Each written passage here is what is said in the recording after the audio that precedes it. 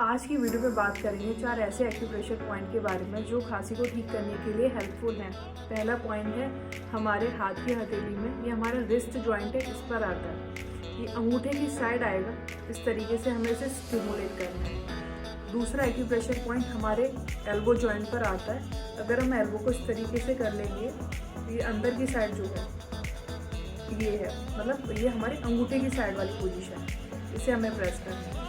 Third acupressure point है जो हमारे गले की ये डिप्रेशन है, इसमें आता है, इसे इस तरीके से हमें प्रेस करना है। फोर्थ एक्यूप्रेशर पॉइंट हमारे कॉलर बोन के जस्ट नीचे आता है। ये कॉलर बोन स्टार्ट हो रही है, इसके जस्ट नीचे यहाँ पर हमें इस तरीके से प्रेशर देना है। ऐसी मोर टिप्स के लिए आप 12 मेरिडियन को फॉलो कर सकते हैं।